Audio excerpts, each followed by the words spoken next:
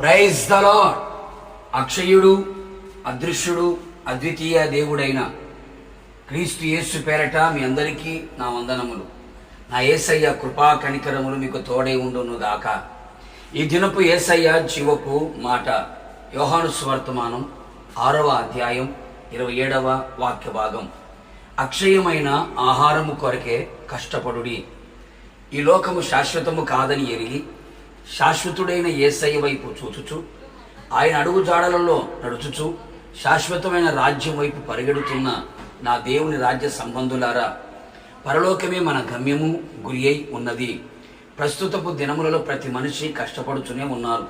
కుటుంబమును పోషించుట కొరకు, ఆస్తులు అంతస్తులు సంపాదించుకొనుటకు, పేరు ప్రఖ్యాతులు పొందుకొనుటకు, అధికారమును పొందుకొనుటకు, మరెన్నో పొందుకొనుటకు రాత్రింబగళ్ళు కష్టపడుచున్నారు. అవసరమైన వాటి కొరకు కొందరు, అనవసరమైన వాటి కొరకు మరికొందరు, అత్యాశతో ఇంకా కొందరు కష్టపడుచున్నారు. నీవెంత కష్టపడినా, సంపాదించినా, పోగు చేసుకొనినా, దాచుకొనినా ఈ లోకపు మట్టుకే అని గుర్తించుకో. మరికొందరు వ్యర్థమైన దాని కొరకు కష్టపడి క్షీణించిపోవుచున్నారు. కష్టపడాలి. దేవుడు మన కష్టమును ఎరుగును, కష్టమునకు ఫలితము ఇచ్చును. అప్పగింపబడిన వాటి కొరకు కష్టపడవలెను. అయితే ఆత్మీయులు క్షయమైన వాటి కొరకు కాక అక్షయమైన వాటి కొరకే కష్టపడవలెను అనే సంగతి మరవకూడదు. ఎందుకనగా ఈ లోకంలో ఉన్నవన్నీ క్షయమైపోవును, సృష్టి యావత్తు క్షయమైపోతాయి.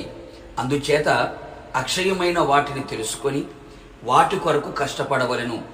అక్షయమైన ఆహారము కొరకు కష్టపడమని యేసు చెప్పెను.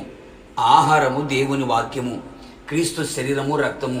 ఇవి గతించనివి గనుక మనలో నిత్యములోనికి నడిపించును, నిత్య జీవమును అనుగ్రహించును అని గ్రహించు. అంతేగాక సాధువైనట్టియు, మృదువైనట్టియు, గుణము అను అక్షయమైన అలంకారము అంతరంగ స్వభావములో ఉండునట్లు కష్టపడవలెను. ఈ దేవుని దృష్టికి విలువగలది అని తెలుసుకో. అక్షయమైన, నిర్మలమైన, వాడబారనిదినైన స్వాస్థ్యము మనకు కలుగుతుంది అని గుర్తించిన వారమై అక్షయమైన వాటిని సంపాదించుకొనుటకు కష్టపడెదము. ఈ క్షయమైపోయే శరీరం అక్షయతను ధరించుకొనవలెను. అప్పుడు విజయమందు మరణము మృంగివేయబడును.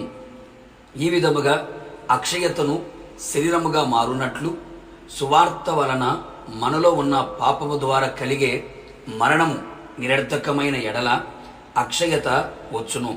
బాప్తిస్మము పాపక్షమాపణ నిమిత్తం పొందుట ద్వారా నూతన జీవము మనలోనికి అక్షయతను కలుగు చేయును. ఆత్మచేత నింపబడి నడిపించబడుచు విశ్వాస జీవితము కలిగి పరిశుద్ధతను నిలిచి ఉన్నప్పుడు అక్షయతను ధరించుకొందము. అక్షయుడైన క్రీస్తును ఎదుర్కొనేదము. కావున అక్షయత కొరకు కష్టపడి అక్షయమైన వాటి కొరకే ఎదురు చూస్తూ అక్షయమైన రాజ్యమును, కిరీటమును స్వతంత్రించుకొనేదము. ప్రార్థన. నిత్యుడగు మా తండ్రి, నీ పరిశుద్ధమైన పాదములకి స్తోత్రాలు. మరొకసారి జీవపు మాట చేత మమ్మల్ని దర్శించినందుకే మిమ్మల్ని స్తుతిస్తూ ఉన్నాం. ఈ లోకములో జీవించుచున్న మేము, ఆత్మీయాత్రలో కొనసాగుతున్న మేము అక్షయమైన వాటి కొరకే కష్టపడవాలనని మీరు సెలవిచ్చి ఉన్నారు. అక్షయమైనది మీ వాక్యము ప్రభువా. మీ వాక్యమును సంపాదించుకొని, దాచుకొని, కూర్చుకొని మీరు అక్కడ వరకు నిలిచుడునట్లుగా కృప దయచేయండి. సాధువైన, మృదువైన స్వభావం మేము కలిగి ఉన్నట్లుగా అక్షయమైన గుణమనే అలంకారమును ధరించుకోవడానికి సహాయము చేయండి. మారు మనస్సు పొంది, బాప్తిసం పొంది, ఆత్మచేత నింపబడి ఈ శరీరం అక్షయత కలిగినదై లేపబడినట్లుగా, పునరుత్థానము చెందినట్లుగా మీరే కృప మెండుగా నిండుగా దయచేసి మీరు అక్కడికి మమ్మల్ని అందరినీ సిద్ధపరచమని యేసు నామములో అడిగి పొందుకొని ఉన్నాము తండ్రి. ఆమెన్. నిశ్చయముగా మీరును మీ కుటుంబ సభ్యులందరూ అక్షయమైన వాటి కొరకు కష్టపడుదురుగాక. God bless you.